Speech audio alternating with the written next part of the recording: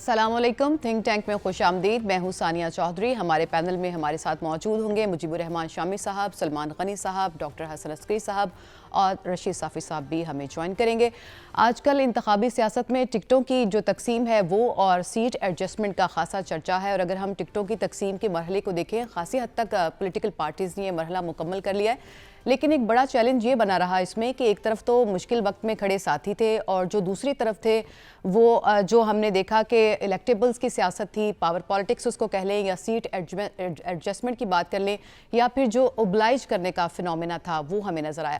تو یہی ہمارا سب سے پہلا ٹاپک ہوگا جو ہم اپنے پینل کے سامنے رکھیں گے اور اس کا کریٹیکل انالیسس کریں گے, اور دوسرا موضوع ہوگا ہمارا پی ٹی آئی کا بلہ جو کبھی چھن جاتا ہے اور کبھی مل جاتا ہے, اور اب یہ معاملہ سپریم کورٹ میں جا چکا ہے.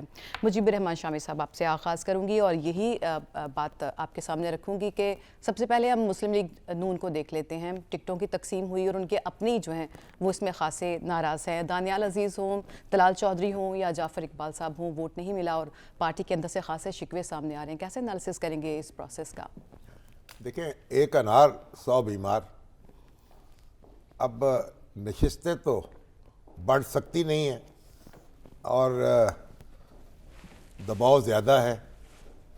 ایسی جماعتیں ہیں جن سے تحریک عدم اعتماد کے دوران جن سے معاملات ہوئے تھے, اب وہ بھی کمٹمنٹ پوری کرنی ہے کسی طریقے سے. پھر نئے جو لوگ ہیں ان کو بھی کچھ ایڈجسٹ کرنا ہے, اور کچھ پرانے ساتھی جو ہیں ان کو بھی ناراض کرنا ہے. تو یہ بس اس طرح تو ہوتا ہے اس طرح کے کاموں میں. اب دیکھیں نا, اب ہمارے دانیال چودھری صاحب ہیں, ٹھیک ہے, ان بیچارے نااہلی انہوں نے کاٹی مسلم لیگ نون کے لیے, سزا ان کو ہوئی, لیکن اب مسئلہ یہ بھی ہے کہ انہوں نے کمپین بھی چلا دی اپنی پارٹی کے خلاف, تو انڈسپلن بھی ہوا, بلکہ اپنے پاؤں پہ خود کولہاڑی مار لی. اب اس سے میرا خیال ہے کہ جو لوگ ایسے ہیں جن کو شکایات پیدا ہو رہی ہیں ان کو بھی پارٹی ڈسپلن وائلیٹ نہیں کرنا چاہیے. شامی صاحب ویسے مہنگائی کا ہی تذکرہ کیا تھا, 16 ماہ کی جو کارکردگی تھی اسی پہ ہی سوال اٹھایا تھا, تو یہ اتنا بڑا مسئلہ ہے پارٹی کے اندر کہہ رہے تھے یہ ذمہ دار ہیں, حسن اقبال ذمہ دار ہیں, میری پارٹی ذمہ دار ہے. تو مہنگائی کا سوال نہیں اٹھایا تھا, انگلی اٹھائی تھی اور اپنوں کی طرف اٹھائی تھی. تو بہرحال یہ جو سیاسی کارکن ہیں ان کو بھی تو ایک ڈسپلن کا مظاہرہ کرنا چاہیے نا, ایک نظم و ضبط سے کام لینا چاہیے. اور اگر کسی کو ٹکٹ نہیں ملتا تو کچھ اور اکوموڈیٹ ہو جائے گا, جب حکومت بنے گی تو کوئی ایڈوائزر بن جائے گا, کوئی کہیں اور کسی کام سے لگ جائے گا, تو یہ بھی ایک بات ہے. لیکن میرا خیال تب سے مجھے جو صدمہ ہوا ہے وہ مسلم لیگ کاف سے جو معاملہ نہیں بن پایا. چودھری شجاعت حسین صاحب جو ہے نا, انہوں نے تو قربانی دے دی تھی نا اپنے چودھری پرویز الہی صاحب کی, بالکل مسلم لیگ نون کے لیے. بالکل. تو اب ان کو ناراض کرنا جو ہے وہ کوئی اچھی بات نہیں لگ رہی. ذرا اس پہ توجہ کرنی چاہیے نواز شریف صاحب کو. اور یہاں تو یہ ہوا کہ جمیعت اہل حدیث جو ہے اس نے بھی آج پریس کانفرنس کر ڈالی ہے اور ان کو بھی شکایات ہیں. اب یہ ہے کچھ ذرا اپنے مطالبے بھی محدود کریں. صرف میرا خیال جو تحریک استحکام ہے اس سے کوئی معاملات تسلی بخش طور پر طے پائے ہیں, تو باقی تو شکایتیں ہیں, تو کچھ شکایتیں رفع کی جا سکتی ہیں, کچھ کو رفع نہیں کیا جا سکتا. ٹھیک ہو گیا. تو ذرا آپ کو بھی صبر سے کام لے لینا چاہیے. سلمان صاحب, جیسے شامی صاحب ابھی یہ کہہ رہے تھے کہ حوصلے سے کام لینا چاہیے, جو امیدوار ہیں ان کے جو ساتھی ہیں کسی اور طرح سے اکوموڈیٹ ہو جائیں گے. آپ کیسے سمجھتے ہیں کہ صحیح تقسیم ہو رہی ہے, اپنے ساتھیوں کو اگنور کرنا اور بعد میں ایڈجسٹ کرنے کی پالیسی ٹھیک ہے, یا اس وقت کے اوپر ان کے مطالبہ سنے جانے چاہیے تھے؟ دیکھیں, میں جو دیکھ رہا ہوں اس وقت سب سے زیادہ مشکل میں پاکستان مسلم لیگ نون کی لیڈرشپ ہے. اس لیے کہ نواز شریف صاحب جب سے واپس آئے ہیں تو وہ ایک ہوپ ہے اس پارٹی کی. مسلم لیگ نون میں نون نواز شریف صاحب کا ہے, مقبولیت ان کی ہے, پارٹی ان کی ہے, لوگوں کی توقعات ان کی ہیں. اب انہیں ایک طرف اپنی پارٹی کے لوگوں کا پریشر تھا, دوسری طرف اتحادیوں کا, اور اتحادی کون ہے جن سے شہباز شریف صاحب نے وعدے کیے ہوئے تھے. اور تیسرا وہ جو آپ نے کہا کہ 16 ماہ کی جو کارکردگی ہے اس کا وزن بھی ان پہ ہے. دیکھیں 90% انہوں نے نواز شریف صاحب نے جو لسٹیں آئی ہیں میرے پاس پڑھی ہیں وہ تو پتہ چل رہا ہے کہ نواز شریف صاحب نے 90% لوگ اپنی پارٹی کے اکوموڈیٹ کیے ہیں۔ اب یہ جن لوگوں کے معاملات ابھی اٹھائے گئے ہیں، دانیال چودھری صاحب اور ایسا نہیں، میں سمجھتا ہوں کہ جہاں پر انہوں نے چاہا ہے نا کہ درست کرنا ہے، کہ ابھی آپ دیکھ رہے ہیں کہ طلال چودھری صاحب کا ایشو آپ کو ٹی وی پہ نظر آ رہا ہے، وہ طے ہو چکا ہے رات کا، کہ رات کا وہ طے ہو چکا ہے۔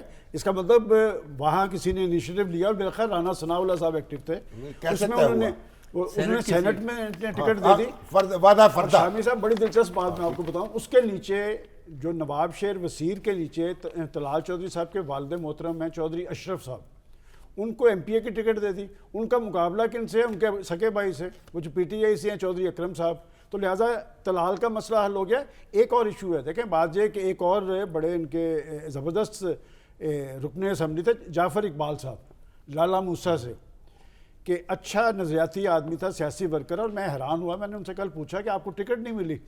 اس نے کہا جی میری پارٹی کا ڈسپلن ہے، میں اپنی پارٹی کے ڈسپلن کے تابع ہوں۔ وہاں پر ٹکٹ دی کس کو؟ جس کو مسلم لیگ ہی نہیں جانتے، وہ کسی، اب میں ذکر نہیں کرنا چاہتا کہ وہ شہباز شریف صاحب لگتا ہے کہ وہاں پر انہوں نے وہ ناقابل ذکر ہیں، بس وہ کسی کو اکوموڈیٹ کر لیا، لیکن اس کا فائدہ وہاں پر قمر الزمان قاہرہ صاحب کو ہوگا جو پیپلز پارٹی کے کینڈیڈیٹ ہیں۔ دیکھیں ہم نے 3-4 جو ذکر کیا، یہ ہر دفعہ ہوتا ہے، یہ نہیں ہوتا کہ جی اس دفعہ ہو گیا ہے، پریشر آتے ہیں، پارٹیز اکوموڈیٹ بھی کرتی ہیں۔ میں سمجھتا ہوں کہ جعفر اقبال کو بھی ان جیسے بندے کو یقیناً آنے والے وقت میں، جیسے شامی صاحب نے کہا کہ بہت سارے عہدے ہوتے ہیں، لیکن پریشر میں اگر کوئی پارٹی نظر آ رہی ہے تو وہ پاکستان مسلم لیگ نون ہے۔ استحکام پاکستان کی وہ بھی بڑی دلچسپ صورتحال ہے کہ وہاں پر انہوں نے 6 قومی کی اور 11 صوبائی، اس پہ اتفاق رائے ہوا۔ لاہور میں تو بڑی دلچسپ ہے کہ 2 ایم این اے ان کے اور 1 ایم پی اے، کہ اس 6 میں اون چودھری صاحب پہلے شامل نہیں تھے، اب اون چودھری صاحب بھی آئے، کہیں سے تو آئے ہیں، کہیں سے تو شفقت صاحب کی جو ماڈل ٹاؤن کی بڑی اہم نشست ہے لاہور کی، وہاں پر میاں نعمان صاحب کو انہوں نے بھیج دیا، اپنا مہر اشتیاق صاحب کی نشست تھی جو پہلے قوم، وہاں پر انہوں نے میاں نعمان صاحب کو اکوموڈیٹ کیا ہے، اور اون چودھری صاحب 7ویں ہیں۔ استحکام پاکستان سے پارٹی نے معاملہ طے ہوئے ہیں۔ ایک اور شامی صاحب بڑی دلچسپ چیز ہوئی ہے کہ کراچی سے این اے 249 تھا 2018 میں، جو این اے 242 ہے، وہاں سے بڑی حیرانگی کی بات ہے کہ شہباز شریف صاحب فیصل واڈا سے کچھ 100 ووٹوں سے ہرے تھے، اور کراچی کے لوگوں نے بڑی توقعات لگائی ہوئی تھی کہ شہباز شریف صاحب وہاں پر آئیں گے، وہاں سے وہ دستبردار ہو گئے۔ اس کا مطلب وہاں بھی پریشر کارگر ہوا ہے ایم کیو ایم کا، لیکن میں وہاں کراچی کی صورتحال کوئی لوگ دیکھ نہیں رہے کہ وہاں پر ایم کیو ایم یا مسلم لیگ نون تو ڈسکس ہوتی ہے، وہاں پر اصل پارٹی وہ تحریک انصاف اور جماعت اسلامی ہے، جو وہاں کی ریئلٹی زمینی حقائق اور وہاں پر ان کی سیاسی اہمیت اور حیثیت ہے۔ اور بات یہ کہ کیا ایم کیو ایم کا ووٹر نون لیگ کو جائے گا یا نون لیگ کا ووٹر ایم کیو ایم کو جائے گا، وہاں کے زمینی حقائق ایسے نہیں ہیں۔ البتہ یہ بات ضرور ہے کہ ایم کیو ایم نے وہ حصہ بطور جثہ لے لیا ہے، استحکام پاکستان پارٹی نے بھی لے لیا ہے، اور یہ جو چودھری شجاعت صاحب کا ذکر ہے، دیکھیں ان کا انتہا کا احترام ہے، اور یہ بات درست ہے کہ اگر میں یہ کہوں کہ ان کی فیملی ڈویژن اس وجہ سے ہوئی کہ انہوں نے نون لیگ کے ساتھ اپنا وزن ڈالا، 4 قومی اور 8 پہ اگر اتفاق رائے ہوا تھا، اب سب سے زیادہ مشکل اسی پہ ہے، اور انہوں نے مفاہمت توڑنے کا اعلان کیا جو میں نہیں سمجھتا، لیکن بعض زیادہ فاصلہ نہیں ہے دونوں کے گھروں میں۔ اور ابھی تک شجاعت صاحب کے معاملے میں ہمیشہ کہتا ہوں کہ ساری لیڈرشپ ان کی ایک ٹیلی فون کال کے فاصلے پہ ہے، میں سمجھتا ہوں ڈیڈ لاک نہیں ہوا، لیکن چودھری شجاعت صاحب کو منانا اور کاف لیگ کو اکوموڈیٹ کرنا نون لیگ کے سیاسی مستقبل کے لیے بہت ضروری ہے، چونکہ ماضی کے اندر بھی شجاعت صاحب باوجود کہ کاف لیگ بن گئی تھی، انہوں نے شریف لیڈرشپ سے ناطہ نہیں تھا توڑا۔ ہو سکتا ہے کہ یہ معاملہ ایڈجسٹ ہو جائے جس طرح سے آپ کہہ رہے ہیں۔ ڈاکٹر صاحب صرف ہم نون لیگ کی بات نہیں کریں گے کہ نون لیگ میں یہ ایشو ہے، پیپلز پارٹی کے اندر سے بھی ہم نے دیکھا کہ آوازیں اٹھ رہی تھیں، خاص طور پہ ہم نے دیکھا کہ سندھ اسمبلی کے جو رکن رہے ہیں ممتاز جاکرانی صاحب، انہوں نے یہ کہا کہ 40 سال کا میرا ساتھ تھا پیپلز پارٹی کے ساتھ، اور جس کو میرے مقابلے میں ٹکٹ ملا ہے وہ تو یونین کونسل کا الیکشن بھی نہیں جیت سکتا۔ تو صرف نون لیگ نہیں ہے جس میں پی ٹی آئی کے اس پروسیس کا انالیسز آپ کیسے کریں گے پیپلز پارٹی کے؟ دیکھیں بات یہ ہے کہ یہ مسئلہ کوئی پہلا دفعہ نہیں ہے، یہ ہمیشہ بڑی پارٹیوں کے لیے یہ مسئلہ بنتا ہے، اور اس دفعہ پی ایم ایل این پہ زیادہ رش ہے، بہت زیادہ خواہش مند ہیں لوگ۔ دیکھیں اس کو سمجھنے کے لیے آپ کو پارٹی سٹرکچر کو سمجھنے کی ضرورت ہوتی ہے یہ کہانی تو ایک ہے نا کہ فلاں کو مل گیا، الف کو مل گیا، بے کو نہیں ملا، جیم کو مل گیا، لیکن بنیادی طور پر یہ آپ کا ایک پولیٹیکل سٹرکچر ہے. ہمارے ہاں جو پارٹیز ہیں وہ ڈیموکریٹک تو ہے نہیں، کیونکہ ڈیموکریٹک ہوں تو پھر دوسرے طریقے سے سلیکشن ہوتی ہے. اس میں 2-3 فیکٹرز کاؤنٹ کرتے ہیں، چاہے وہ پی ایم ایل این کے لیے لگا دیں، پی ٹی آئی کو لگا دیں، پی پی پی کو لگا دیں، بڑی پارٹیوں کے لیے ہوتے ہیں. پہلا تو یہ ہے کہ اس میں لیڈرشپ کا رول ڈیسائسو ہوتا ہے.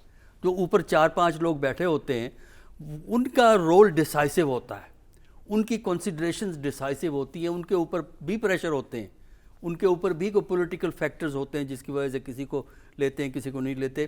لیکن آپ کا کنیکشن لیڈرشپ کے ساتھ کیا ہے، آپ کا امیج لیڈرشپ کے سامنے کیا ہے، یہ بہت انفلوئنس کرتا ہے یہ ان فیصلوں کو.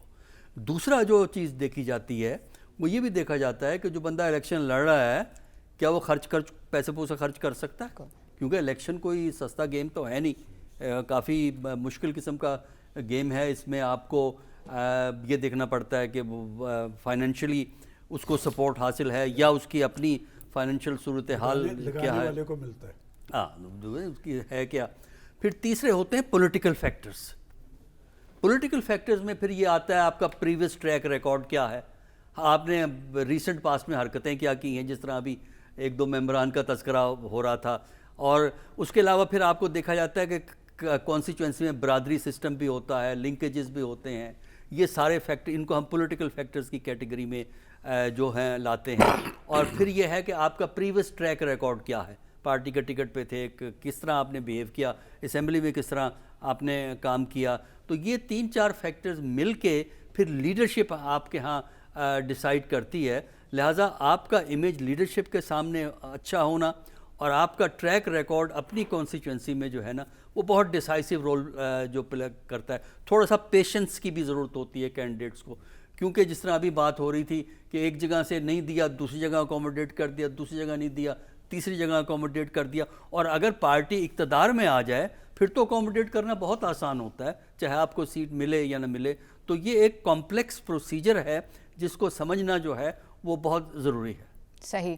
رشید صافی صاحب، ڈاکٹر صاحب یہ کہہ رہے تھے کہ جب کینڈیڈیٹ کے لیے فائنل کیا جاتا ہے، ٹکٹ دیا جاتا ہے، تو ایک بڑا امپورٹنٹ فیکٹر جس کا انہوں نے ذکر کیا کہ یہ دیکھا جاتا ہے کہ پیسہ خرچ کون کر سکتا ہے، اور پیسہ خرچ ہوگا دکھے گا تو پھر ووٹر بھی اٹریکٹ ہوتا ہے. لیکن ہم نے یہ دیکھا کہ جب پولیٹیکل پارٹیز دعوے کرتی ہیں تو وہ نوجوانوں کی بات کرتی ہیں کہ نوجوانوں کی پارٹیز ہیں، نوجوانوں کے لیے یہ کریں گے، ان کو ہم مین سٹریم پالیٹکس میں لے کے آئیں گے. تو نوجوانوں کے پاس تو پیسہ نہیں ہوتا. تو ان ساری پارٹیز نے جب اپنے ٹکٹ فائنل کیے، آپ کیسے اس پروسیس کو دیکھتے ہیں؟ کیا کسی کو نوجوان جو ان کی نمائندگی ہے وہ ملی کسی کو؟ ثانیہ دیکھیں، جو ابھی تک جن جماعتوں نے فہرستیں جاری کی ہے اپنے ٹکٹ ہولڈرز کے، ان کا آپ تقابلی جائزہ لے لیجئے گا. آپ کے سوال کا جواب اس پہ موجود ہے. اس پہ 2 فیکٹر کو مد نظر رکھا گیا ہے اور یہ اکراس دا بورڈ کیا گیا ہے. میں Muslim League, P T I, Peoples Party یا کسی ایک جماعت کا تذکرہ نہیں کر رہا ہوں.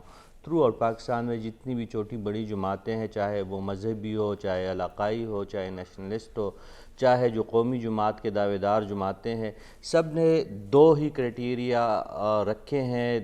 2 بنیادی چیزیں جس کینڈیڈیٹ کے پاس تھی ان کو انہوں نے ٹکٹ جاری کیا. ایک تو الیکٹیبل ہو، دوسرا ان کے پاس پیسہ زیادہ ہو دوسرے سے. تو ان کو تقویت دی گئی ہے اور اس میں کوئی تمیز نہیں رکھی گئی. کسی جماعت نے اس میں میرٹ کو نہیں دیکھا ہے، انہوں نے صرف یہی دیکھا ہے معذرت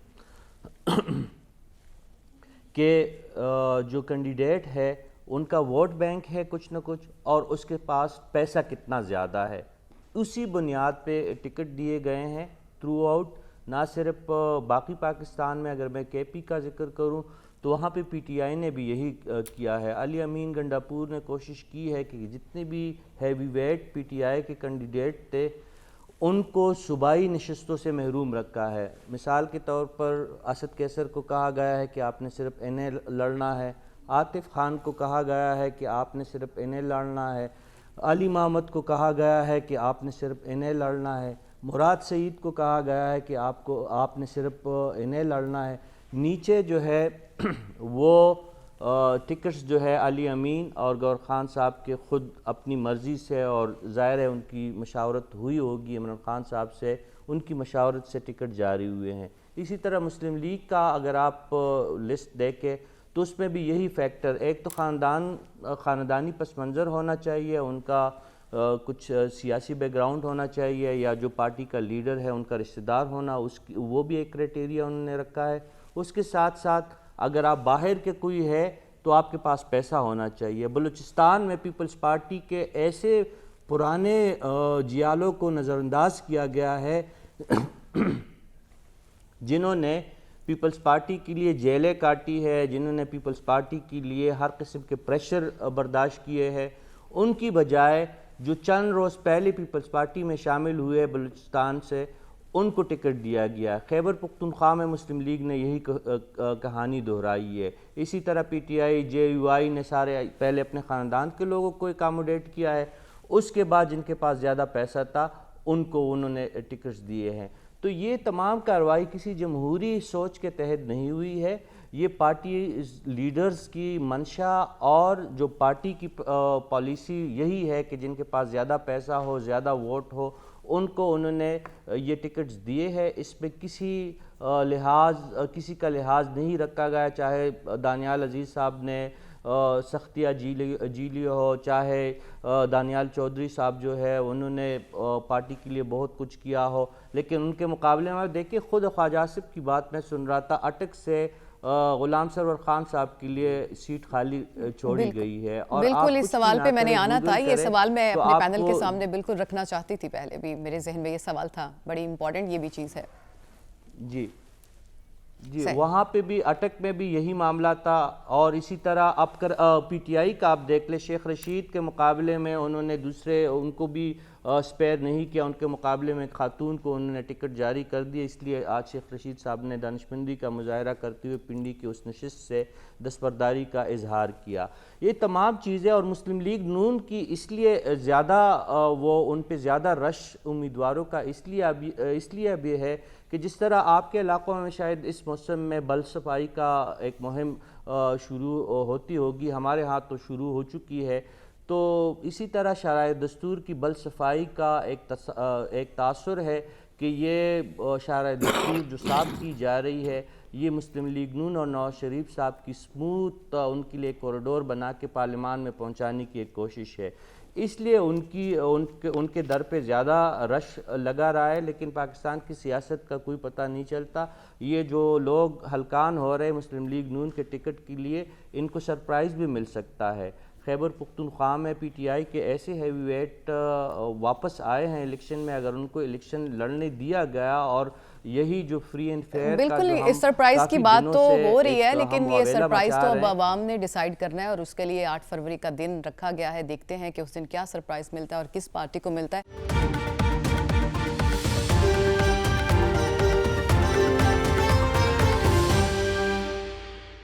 شامی صاحب، ابھی ایک انٹرسٹنگ جو کہ صافی صاحب نے بھی یہ سوال اٹھایا کہ راولپنڈی میں اگر ہم دیکھیں تو غلام سرور خان صاحب کو وہ بالکل ان کو نون لیگ نے ٹکٹ جاری کیا ہے، اور پھر خواجہ آصف صاحب اس کے اوپر سٹیٹمنٹ دیتے ہیں کہ شرمندگی کی بات ہے نون لیگ کے لیے، اور آپ پہلے جیسے بات کر رہے تھے کہ پارٹی ہیڈ کا اس میں رول ہوتا ہے ڈیسائیڈ کرنے کا، تو اس میں کیا آپ کو تھوڑی کنفرنٹیشن نظر آ رہی ہے کہ اپنے شاید رہنماؤں کو بھی آن بورڈ نہیں لیا گیا؟ خواجہ آصف صاحب نے ایسی سٹیٹمنٹ کیوں دی؟ اب سب کو تو آن بورڈ نہیں لیا جا سکتا نا، اختلاف رائے یہاں تو گنجائش ہے، لیکن سوال یہ ہے کہ مجھے بھی بڑا صدمہ ہوا ہے اس فیصلے کا، لیکن اگر پارٹی کی اپنی کمٹمنٹ ہے اس کو بھی تو آنر کرنا پڑے گا نا۔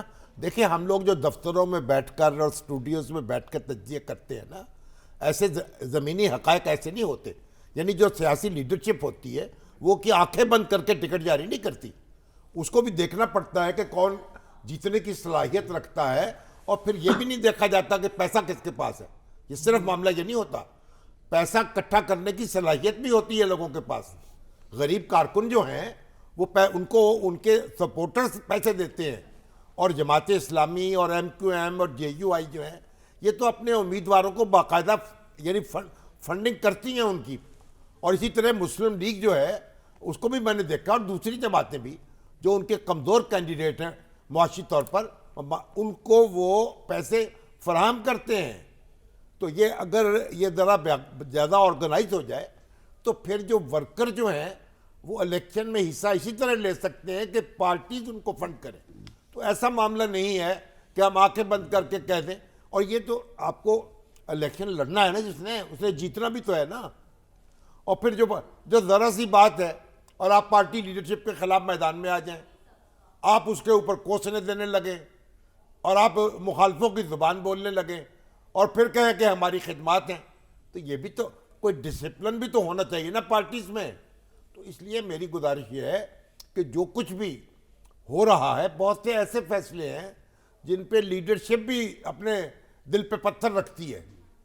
تو یہ ہمیں یہ پولیٹیکل پروسیس ہے، یا تو یہ ہو کہ بھئی آپ کے جو کانسٹیٹوئنسی کے رکن ہیں یا کارکن ہیں کسی پارٹی کے، وہ چنیں اپنا امیدوار. اس سے یہ ہوگا کہ آپ کے نوجوان بھی آگے آ سکیں گے، نئے لوگ.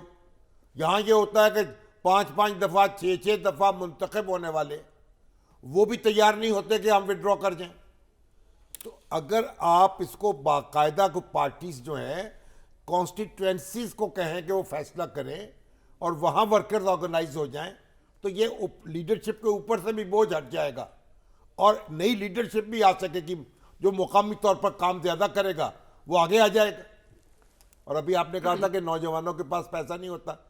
او بھائی، وہ نوجوان بھی تو کسی نہ کسی کی اولاد ہوتے ہیں نا. تو جنہوں نے پیسے اکٹھے کیے ہوتے ہیں ان کے نوجوانوں کے پاس بھی پیسے ہوتے ہیں. میری مراد یہی تھی کہ جو ہمارے ایسے نوجوان جن کو ہم کہتے ہیں کہ ہمارا اثاثہ ہے کارکن، بیسیکلی بہت سے کارکن ہیں، ان کو وہ جن پارٹی کو نوجوانوں فنڈ کی آپ دیتے بات کر رہے ہیں ان ان کو کے تو بیک گراؤنڈ کانسٹیٹوئنسی کے لوگ دیتے ہیں، جو سرگرم لوگ ہیں نا، جو کارکن ہیں، ان کو میں نے تو خود دیکھا ہے کہ پیسے اکٹھے ہوتے ہیں ان کے لیے، لوگ ان کو کنٹریبیوٹ کرتے ہیں. پبلک فنڈنگ کی بات کر رہے ہیں. اچھا، یہاں پہ اتنا زیادہ کلچر ویسے پبلک فنڈنگ کا اس طرح سے ہے نہیں ہے کہ جیب میں کچھ نہ ہو. ہر کانسٹیٹوئنسی میں ہوتا ہے جی جی، اور پیسے اکٹھے ہوتے ہیں. ٹھیک ہو گیا، صحیح. چلیں پبلک فنڈنگ سے ہی میں پھر نے تو نوجوان محترمہ فاطمہ جناح کے، جب تو اسٹوڈنٹ لیڈر تھا تو محترمہ فاطمہ جناح کے الیکشن میں حصہ لیا تھا. ہم نے تو باقاعدہ ٹکٹیں چھپوائی تھی، چندہ اکٹھا کرتے تھے، سارے خرچے ہمارے اسی سے چلتے تھے اور ساری اپوزیشن کے خرچے اسی سے چلتے تھے. خود قائد اعظم نے بھی اسی طریقے سے چندہ اکٹھا کیا. وہ ایک سرٹیفکیٹ ہوتے قائد اعظم میموریل فنڈ تھا، کیا تھا وہ اس کا نام، تو وہ لوگ جو قائد اعظم فنڈ. تو اب بات یہ اسی طرح پولیٹیکل پارٹیز کو باقاعدہ چندہ اکٹھا کرنا چاہیے، فنڈ اکٹھا کرنا چاہیے اور اپنے غریب کارکن جو ہیں، کمزور کارکن، ان کو دینا چاہیے تاکہ وہ الیکشن لڑ سکے. صحیح. لیکن پارٹیز ایسا کرتی نہیں ہے نا، میرا خیال ہے شاید اس کا ایک الٹ پروسیس یہاں پہ ہوتا ہے. کرتی ہیں، آپ تک خبر نہیں پہنچتی. جماعت اسلامی جو ہے اور MQM اور JUI یہ فنڈ فراہم کرتی ہیں اپنے ارکان کو. ٹھیک ہو گیا، صحیح. سلمان غنی صاحب، نوجوانوں کی چونکہ بات ہو رہی ہے اور ایک نوجوان رہنما ہمارے ایک پارٹی کے چیئرمین بھی ہیں، بلاول بھٹو، پنجاب میں خاصے سرگرم ہیں، تو کیا کچھ اچیو کر پائیں گے یہاں سے؟ دیکھیں، ایک تو بات میں سمجھتا ہوں کہ اہم پیش رفت یہ ہے کہ انہوں نے لاہور کو ترجیح دی ہے. اور لاہور وہ شہر ہے جہاں میں رہتا ہوں نا، جی، میرے حلقے سے لڑ رہے ہیں کہ ایک وقت تھا کہ لاہور کے اندر جب 6 نشستیں قومی اسمبلی کی ہوتی تھی تو پیپلز پارٹی جیتی تھی. اور میں نہیں سمجھ پایا کہ جیسے بھی پارٹیز کی بات ہو رہی ہے کہ پارٹیز، پیپلز پارٹی جیسی بڑی پارٹی، قومی پارٹی 2013 کے الیکشن میں ایک صوبے تک محدود ہو گئی. تو کسی نے اس پہ سوچا ہی نہیں کہ پنجاب جیسا بڑا صوبہ جو اسلام آباد کے اندر فیصلہ سازی میں جس کا اہم رول ہے، پرائم منسٹر اگر بننا چاہے تو پنجاب سے بھی بن سکتا ہے، لیکن انہوں نے پنجاب میں سنجیدگی ظاہر نہیں کی. اور اب بھی آپ دیکھیں کہ جب بلاول بھٹو زرداری کے لیے بہت کچھ ہو رہا ہے تو لاہور کی حلقے کی نشستیں قومی اسمبلی کی 13 ہیں. تو کیا 13 پہ بھی ان کے امیدوار موجود ہیں؟ پیپلز پارٹی کو سنجیدگی سے لینا چاہیے. آپ نے نوجوانوں کا ذکر کیا ہے، یہ کہنے کے لیے بڑی ان کا مقابلہ بھی ایک نوجوان سے ہو رہا ہے، جی، عطا. لیکن بات ہے کہ پھر آپ کہیں گے کہ بلاول بھٹو زرداری کے لیے جو کچھ ہونا ہے وہ عطا تارڑ کے لیے ان کی پارٹی شاید نہ کر سکے. دیکھیں، نوجوانوں کی آپ نے بات کی تو میں یاد کروا دوں، 30 اکتوبر 2011 مینار پاکستان پہ PTI کا جلسہ تھا جہاں سے انہوں نے ٹیک آف کیا تھا. صاحب شاید آپ بھی وہاں موجود ہوں. اس وقت کپتان کا ایمفیسائز اس بات پہ تھا کہ ہم نوجوانوں کو پاکستان کی سیاست کا حصہ بنائیں گے، سیاست میں رول ہوگا. لیکن پہلا جلسہ جو تھا، جی وہ پہلا جلسہ جہاں سے بیٹھے ہوئے تھے جناب، ماشاءاللہ. اور اس کے بعد مجھے یاد ہے 2 دن کے بعد وہ اسی آفس میں ہمارے پاس آئے تو آپ نے اور میں نے جو کچھ کہا تھا یہاں پر آپ کو یاد ہوگا، ہم نے بڑے انہیں اپریشیٹ کیا. لیکن جب کینڈیڈیٹس کی فہرستیں آئیں تو وہی روایتی موقع پرست اور ابن الوقت ان کو ٹکٹیں جاری کی گئیں اور وہ جو پاکستان کی سیاست پہ چھائے ہوتے ہیں اور نوجوانوں کو صرف نعروں کی حد تک ہوتا ہے، نوجوانوں سے کام لینا ہوتا ہے، بعد میں بیچارے دربدر ہو گئے۔ اب آ جائے ایک اور حلقہ جو آپ نے یہ دانیال صاحب کا، یہ فرق آپ نے کہا کہ جیتنے کی صلاحیت شامی صاحب نے کہا، وہ میں بتانا چاہتا ہوں چونکہ ہم نے اپنے رپورٹر کو وہاں سے آج بلایا تھا۔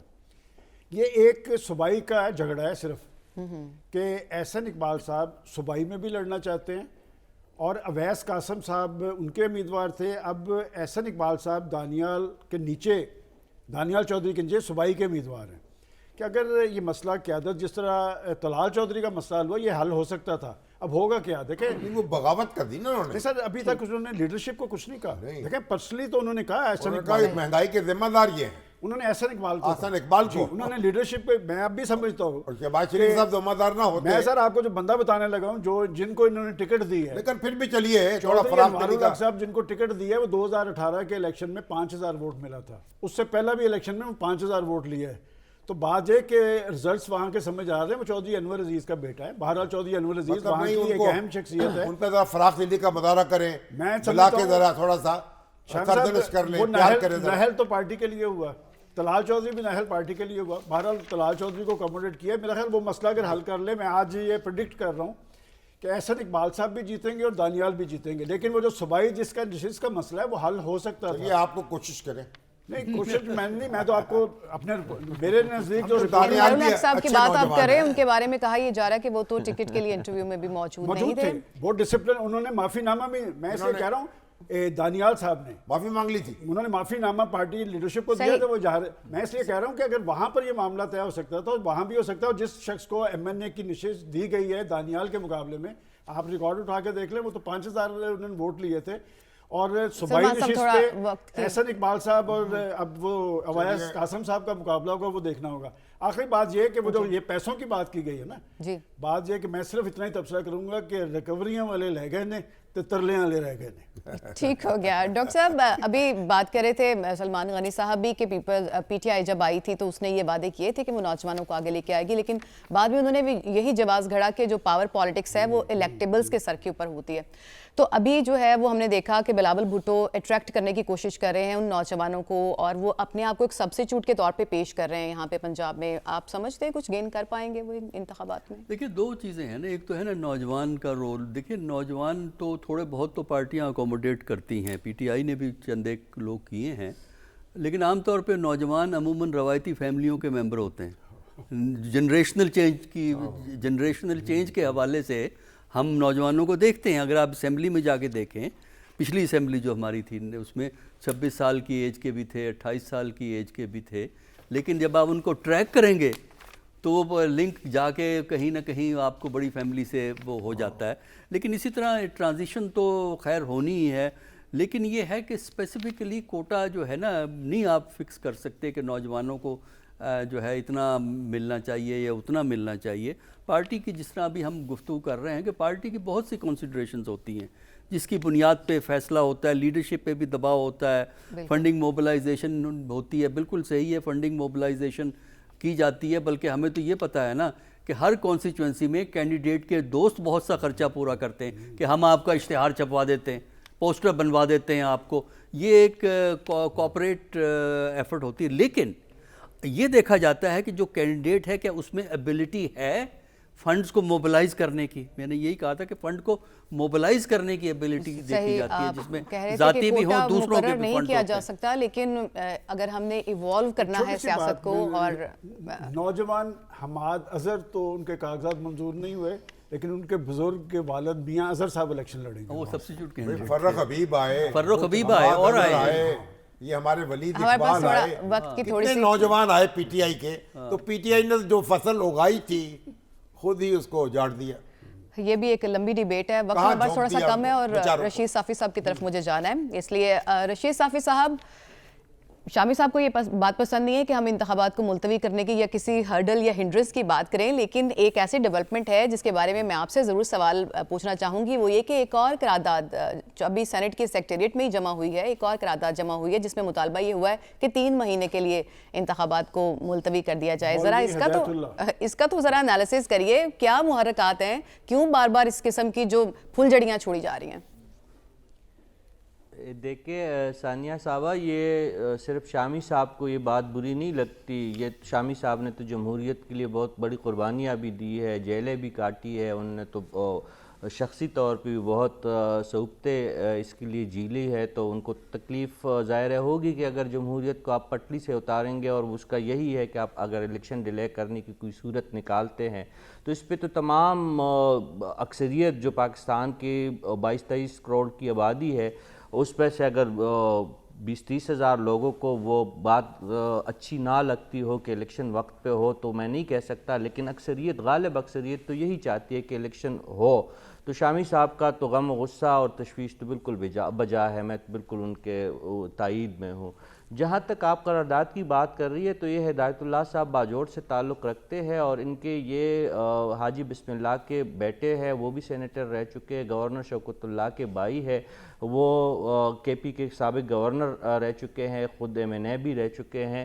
تو یہ فیملی جو ہے، ان کا راو رسم جو ہے ہمارے پڑوس میں جہاں پہ میں بیٹھا ہوں وہاں پہ کافی زیادہ ہے.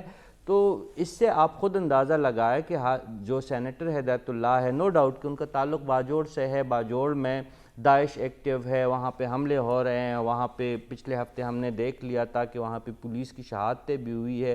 لیکن اس فیملی کو تو یہ بھی جواب دینا ہوگا، ایک وقت میں ان کا ایک بھائی گورنر تھا، دو باپ سینیٹر تھا، یہ خود جو تھا MNA تھا.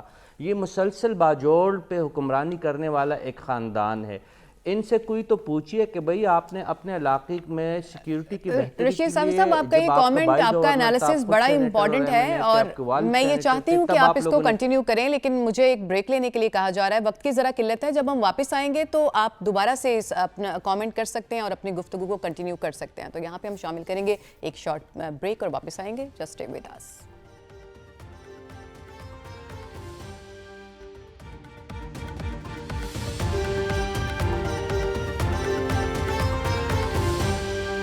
Welcome back. بریک پر جانے سے پہلے ہم ڈسکس کر رہے تھے جو ٹکٹوں کی تقسیم کا پروسیس ہے مختلف پولیٹیکل پارٹیز میں، اور کیا کیا مجبوریاں ان کے سامنے رہیں اور کس طرح سے ان کی ایلوکیشن ہوئی. اور اس میں ایک امپورٹنٹ ٹاپک جو ہم ڈسکس کر رہے تھے کہ کچھ مجبوریوں کو اور کچھ اکوموڈیٹ کرنے اور اوبلائج کرنے کا فینومینا تو ہم نے دیکھا، لیکن یہ کہ کیا عوام بھی اس فینومینا کو ایکسیپٹ کریں گے اور جو ایلوکیشنز ہوئی ہیں ان کے حق میں فیصلہ دیں گے 8 فروری کو. یہ ہم نے دیکھنا ہے. اب یہ 8 فروری کو ہی دیکھیں گے، لیکن دوسرا ہمارا جو موضوع تھا اس کی طرف آئیں گے، اور وہ ہے بلے کا نشان. بلے کا نشان جو کبھی PTI کو مل جاتا ہے، کبھی چھن جاتا ہے، اور بالآخر اب یہ معاملہ پشاور ہائی کورٹ سے ہوتا سپریم کورٹ میں پہنچ چکا ہے. شامی صاحب آپ یہ بتائیے مجھے کہ اس سارے پروسیس میں اب چونکہ نشانوں کا ایلوکیشن ہونا تھی، وہ دن بھی قریب آ چکا، اس وقت تو ڈیبیٹ کچھ اور ہونی چاہیے تھی، لیکن ابھی تک بلے کا نشان اٹکا ہوا ہے. الیکشن کمیشن کا رول آپ اس میں کیسے دیکھتے ہیں؟ نہیں، اب الیکشن کمیشن نے تو جو فیصلہ کرنا تھا وہ کر دیا، جو اپیل کرنی تھی وہ کر دی. اب تو سپریم کورٹ کے احاطے میں ہے گیند. اب وہ بلے پہ کیا گزرتی ہے، میرا خیال شاید کل فیصلہ ہو جائے، یا کل نہیں تو پرسوں ہو جائے، کیونکہ چیف جسٹس نے کہا کہ ہمارا ویکنڈ خراب کرنے کا شکریہ. تو اصل بات یہ ہے کہ قانون جو ہے نا اور سیاست، اس کے تقاضے کچھ الگ الگ لگتے ہیں. تو جو سوال آج کیے ہیں نا چیف جسٹس نے، اس پر پھر احمد خان صاحب نے کہا کہ تیاری کے لیے وقت چاہیے. تو سوالات تو ہیں، لیکن میری دعا ہے اور خواہش بھی ہے کہ بلہ واپس آ جائے اور اپنا شوق پورا کرے اور انتخابی عمل میں دوڑے، بھاگے، کھیلے، جو ہو سو ہو. اور مگر ایک اور خبر آئی ہے کہ PTI نے اپنے جو کینڈیڈیٹس ہیں ان کو 2 ٹکٹ جاری کیے ہیں. گویا ایک پلان B بھی ان کا تیار ہے. کسی اور پارٹی سے بھی بات ہو چکی ہے کہ اس کی ٹکٹ پر بھی الیکشن جو ہے لڑا جا سکتا ہے. یہ خبر آئی ہے. اب دیکھیں، بہرحال جو بھی ہے، دل تو نہیں چاہتا بلے کے بغیر کیسے ہم جو نہ ہوں گے تو کیا رنگ محفل، کسے دیکھ کر آپ شرمائیے گا. تو یہ بلہ جو ہے بیچارہ، اس کو کچھ دیکھ لیں آپ، ترس آ جائے اس کے اوپر ہمارے چیف جسٹس صاحب کو. مجھے تو بہرحال آ رہا، اور وہ تو شیخ رشید صاحب کے مقابلے میں بھی سنا ہے کہ کینڈیڈیٹ کھڑا کر دیا ہے PTI نے. تو بہرحال تو بلے کو آپ थोड़ा सा हमदर्दी की नज़र से देखें। सही, मुकाबला तो तभी अच्छा लगता है जब मैदान में सभी हों, आपके ओपोनेंट्स भी हों, आपके हरीफ और राइवल्स भी हों। ये कोई बांग्लादेश थोड़ी है कि यहाँ पे ऑपोजिशन बिल्कुल साइड है। बांग्लादेश है ना, बांग्लादेश बार बार मिसालें देते हैं हम। बिल्कुल, बांग्लादेश रोल मॉडल बन गया। तो बिल्कुल तो बांग्लादेश नहीं है, इसलिए सबको मैदान में होना चाहिए। सलमान गनी साहब, आपका क्या तज्जिया होगा इस बल्ले के निशान को लेकर? देखिए, बांग्लादेश मॉडल पाकिस्तान में ना है ना चलेगा। अगर पाकिस्तान में 8 फरवरी के इंतखाबात की साख बननी है तो फिर निशान देना पड़ेगा। और मैं कोर्ट के वाले से सिर्फ यही बात कहता हूँ, और मैं पहले रोज़ से कह रहा हूँ कि इस वक्त जो 8 फरवरी के इंतखाबात हो रहे हैं ये एक शख्स के इनिशिएटिव की वजह से हो रहे हैं, वो है पाकिस्तान का चीफ जस्टिस। और उन्होंने 2 मरतबा वो जो सिंगल बेंचेस के फैसले थे उन पे घंटों के अंदर फैसला करके उन्होंने ये फैसला करवाया कि इंतखाबात की आज़ादाना और शफाफ अहमियत और हैसियत पर किसी को असरअंदाज नहीं होने देंगे। ये बात सुप्रीम कोर्ट के जजेस ने कही है। तो अगर पाकिस्तान के अंदर आज़ादाना, गैर जानिबदाराना और शफाफ इंतखाबात होने हैं तो फिर किसी पार्टी को ये मौका नहीं मिलना चाहिए कि आने वाले इंतखाबी नताइज पर वो फिर पाकिस्तान के अंदर धौंस और दांदे की रट लगाए। बात है कि कतई नज़र इस बात की कोर्ट का क्या फ़ैसला होता है, मैं पूरे यकीन से एक बात कह सकता हूँ कि पाकिस्तान की अदालत उज़्मा से आने वाला फ़ैसला पाकिस्तान में आज़ादाना, गैर जानिबदाराना और शफाफ इंतखाबात के हवाले से अहम होगा। तो प्लान बी, अगर देखिए शाम साहब ने जो बात की है कि वो किसी और पार्टी, जिस पार्टी का मैं समझता था उस पार्टी के लीडर के सामने तो उन्होंने अपने उम्मीदवार खड़े कर दिए हैं, वो और कोई टेक्निकल इशू होगा शायद पार्टी ये काम वो नहीं करेंगे, दूसरी पार्टी का निशान पे वो नहीं आएंगे। ये प्लान बी और सी उनके पास ज़रूर मौजूद है। लेकिन आज मेरी जिन उन पार्टी के लीडरान से बात हुई है वो इस मामले में बड़े मुतमिन है कि कल फैसला उनके हक में आएगा। सही, लेकिन चूंकि हम मुमकिनात पे बात कर रहे हैं और अगर ऐसा नहीं होता मैंने तो आपको बता दिया कि सुप्रीम कोर्ट के फैसले से इस्तेकाम ही आएगा और 8 फरवरी के इंतखाबात आज़ादाना, शफाफ और गैर जानिबदाराना होंगे। सही, तो यहाँ पे हम एक ब्रेक शामिल करेंगे, वापस आएंगे तो यही सवाल जो है वो अपने जो पैनल के दूसरे मेंबरान हैं उनके सामने भी रखेंगे। Stay with us.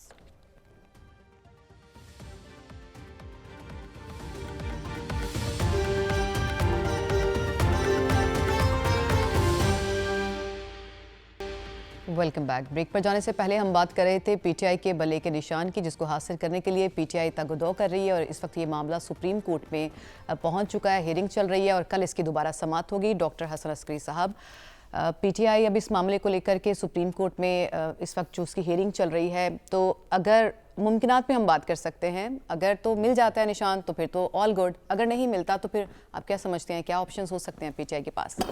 देखिए, पहली जो बात समझना ज़रूरी है कि जमहूरियत का असूल है कि जो बड़े पॉलिटिकल प्लेयर्स होते हैं उनको किसी टेक्निकल वजह से या कोई कानूनी नुक्ता निकाल के मैदान से निकालना नहीं चाहिए। सियासतदानों को अगर मैदान से निकालना है तो सियासी अमल के ज़रिए निकालिए, इलेक्शन के ज़रिए निकालिए कि इलेक्शन में उनको हराइए, इलेक्शन के जरिए। तो ये जो एडमिनिस्ट्रेटिव मेजर्स होते हैं, और दिलचस्प बात ये है कि ये पॉलिटिकल पार्टी एक्ट अगरचे हमारे सिविल लीडरों ने भी कभी इसको तब्दील करने की कोशिश नहीं की है, ये 1962 में अयूब खान ने बनाया था क्योंकि वो पॉलिटिकल पार्टीज़ के हक़ में नहीं थे, लिहाजा उन्होंने रेगुलेट किया। और इसमें जो मेजर चेंजेस हुई हैं वो ज़ियाउल हक के ज़माने में और जनरल मुशर्रफ साहब के ज़माने में हुई हैं। सिविलियन ने इनको रिटेन किया है क्योंकि हर सिविलियन गवर्नमेंट ये समझती है कि इसके ज़रिए वो अपनी मुखालिफ जमात के कान खींचेंगे, वो अगली दफ़ा उनके अपने कान खींच जाते हैं। तो मेरा ख़्याल ये है कि जमहूरियत का तकाज़ा पहला तो फौरी तौर पे तो ये है कि तमाम प्लेयर्स को इलेक्शन में हिस्सा लेने का मौका देना चाहिए। उससे जेन्युइननेस इलेक्शन की इस्टेब्लिश होती है, उससे ये इस्टेब्लिश होता है कि आप पॉलिटिकल प्लेयर्स को हिस्सा लेने देते हैं। क्योंकि इस बात से ना इनकार कीजिए ना कि वो अभी प्राइम मिनिस्टर रहे हैं, यानी इस जो, और उनको अगर आप बाहर निकाल देते हैं सारी उनकी पार्टी को, तो उसका नतीजा कोई इतना पाकिस्तान के लिए इतना अच्छा नहीं होगा इलेक्शन की क्रेडिबिलिटी के हवाले से। तो इसलिए मेरा ख्याल ये है कि उनको पार्टी को मौका मिलना चाहिए। हाँ, आप उनको टेक्निकल ग्राउंड पे नहीं, पॉलिटिकल ज़रियों से उनको बाहर निकालिए, फिर वो बात जस्टिफिकेशन जो है वो बन जाती है। और इसलिए मेरा ख्याल ये है कि इस तरह जो है इश्यूज़ को नहीं बिगाड़ना चाहिए। इस वक्त सिचुएशन ये है कि आपका इलेक्शन की क्रेडिबिलिटी का एक factor not the only factor. ایک فیکٹر یہ ہے کہ کیا وہ پارٹی حصہ لے گی کہ نہیں لے گی. بالکل. اب آپ کی مرضی ہے, سپریم کورٹ ہو, الیکشن کمیشن ہو یا کوئی ہو, آپ قانون کا سہارا لے کے آپ نکال دیجئے. ہمارے ہاں قانون کا سہارا لے کے کئی پرائم منسٹر کو نکالا گیا لیکن بعد میں ان کی ریکوری ہو جاتی ہے. تو میرا خیال ہے ہسٹری سے لیسن لے پاکستان کہ اگر جمہوریت چاہیے تو جمہوری مزاج چاہیے. یہ پارٹیز کو بھی ہے اور حکمرانوں کو بھی ہوتا ہے. ٹیکنیکل ناک آؤٹ نہیں ہونا چاہیے. اب جو ہے وہ غلط کریڈیبلٹی کے لیے امپورٹنٹ ہے جو انتخابات کی کہ ساری پارٹیز کو فیئر جو ہے وہ چانس ملے, لیول پلینگ فیلڈ ملے. رشید صافی صاحب کی طرف میں جاؤں گی. رشید صافی صاحب آپ کنٹینیو, میں چاہتی ہوں کہ آپ اپنا کامنٹ مکمل کریں جو آپ سینیٹر ہدایت اللہ کی جو قرارداد ہے اس کے بارے میں کر رہے تھے, اس کے بعد آپ اس کے اوپر بھی کامنٹ کرنا چاہیں جو پی ٹی آئی کے بلے کا نشان ہے. تو اوور ٹو یو. جی ثانیہ, اس وقت میں یہ کہنا چاہ رہا تھا کہ باجوڑ کا یہ سیاسی خاندان جو ہے یہ وقت کے ساتھ مختلف پارٹیاں بھی بدلتا ہے, کبھی آزاد حیثیت میں آتے ہیں اور کبھی کسی اور طریقے سے یہ لوگ سیاست میں رہنا چاہتے ہیں. تو ظاہر ہے میں یہی کہنا چاہ رہا تھا کہ یہ ایک ابہام پیدا کرنے کی ایک اور بونڈی کوشش ہے. اس سے پہلے قرارداد پاس ہو چکی ہے, اس کا بھی کسی سیاسی جماعت نے اس کو خاطر میں نہیں لایا. ہم اس بات سے انکاری نہیں ہے کہ ان کے علاقے میں اور قبائلی پٹی میں دہشت گردی کے مسئلے ہیں, لیکن یہ کوئی جواز نہیں ہے کہ آپ انتخابات التوا میں ڈال دیں. اور یہ ہدایت اللہ صاحب نے جو کچھ کیا, میرے خیال میں یہ دلاور خان کے بعد دوسری ایک بہت ہی بدترین کوشش ہے جس کا کچھ میرے خیال میں سیاسی جماعتوں کو نوٹس لینا چاہیے اور جو مقتدر حلقے ہیں ان کو بھی ان لوگوں کا سہارا لینے کی بجائے ان کا رستہ روکنا چاہیے. اور جس طرح شامی صاحب شروع میں کہہ رہے تھے الیکشن کے بروقت ہونے پہ اصرار تھا, تو وہ سب کا ہونا چاہیے. اب دیکھیں یہ ساری صورتحال اس وقت جو ہم ڈسکس کر رہے ہیں, اب 8 فروری میں دن کتنے رہ گئے, اصولاً تو ہمیں کچھ اور معاملات کو ڈسکس کرنا چاہیے. ہر بندہ جو سمجھتا ہے کہ کچھ نہ کچھ جانتے ہیں, ہم جیسے بے خبر صحافیوں سے بھی رستے میں چلتے ہوئے لوگ پوچھتے ہیں کہ کیا الیکشن ہونے جا رہے ہیں کہ نہیں. یہ اس سوال کا ختمی جواب کسی کے ساتھ بھی نہیں ہے, اور مجھے تو لگتا ہے کہ یہ ابہام جو ہے یہ شعوری طور پر پیدا کیا گیا ہے. ایک طرف الیکشن کمیشن اور دیگر ادارے جو ہے یہ تاثر عام کر رہے ہیں کہ الیکشن ہونے جا رہے ہیں, لیکن دوسری طرف پہ یہ تاثر بھی کوئی کم نہیں ہے کہ شاید الیکشن سرے سے ہو ہی نہیں. جو سپریم کورٹ سے 2 ججوں کے استعفے ہے وہ الگ ایک کہانی ہمارے سامنے آتی ہے اور ایک ابہام کی کیفیت پیدا ہوتی ہے. یہ جو مسلسل سینٹ میں کے اندر جو قراردادیں پیش کی جا رہی ہے, اس سے بھی ابہام کی ایک کیفیت پیدا ہوتی ہے. اور یہ جو اب بات کی گئی نا, ایک بات آج کے تناظر میں میں عرض کرنا چاہوں گا کہ پچھلے الیکشن میں یہ کہا جاتا تھا کہ باپ لندن میں مزے کر رہے, سیر سپاٹے ہو رہے, بچے جو ہے لندن میں سیر سپاٹے کر رہے اور باپ جو ہے جیل میں ہے. تو آج بھی وہی کیفیت ہے کہ ایک لیڈر جیل میں ہے اور اس کے بچے جو ہے لندن میں ایک پرسکون زندگی گزار رہی ہے. تو وقت بہت جلدی بدلتا ہے. اگر آج عمران خان صاحب اور ان کی پارٹی کے ساتھ وہی رویہ اختیار کیا گیا جو نواز شریف صاحب اور ان کی پارٹی کے ساتھ پچھلے انتخابات میں اختیار کیا گیا تھا, تو یہ جو قوتیں سپورٹ کر رہی ہے مقتدر قوتوں کو, ان کا انجام عمران خان صاحب سے بدترین ہوگا. آج عمران خان صاحب اس قابل بھی نہیں ہے کہ اپنی مرضی سے اپنے امیدواروں کا چناؤ کر سکے اور ٹکٹ دے سکے. ایک خاندان نے 4 اور 5 ٹکٹ ہتھیار لیے ہیں پی ٹی آئی کے. یہ اٹک کی کہانی دیکھے, وہ میجر طاہر صادق صاحب جو ہے اس کے ایک خاندان سے 4 لوگ پی ٹی آئی کے ٹکٹ پہ لڑ رہے. ثوابی سے شاہرام خان کو دیکھ لیجیے, اس کے خاندان سے 5 سے 6 لوگ لڑ رہے. رشید صافی صاحب آپ کا کامنٹ آ چکا ہے اس معاملے کے اوپر. ہمارے پروگرام کا وقت جو ہے وہ ختم ہو چکا ہے. آج ہم نے جو ہفتے بھر کے اہم موضوعات تھے وہ اپنے پینل کے سامنے رکھے اور اس کا کریٹیکل انالیسس کیا. کل ہم نئے موضوعات کے ساتھ دوبارہ حاضر ہوں گے. کل تک کے لیے اللہ حافظ.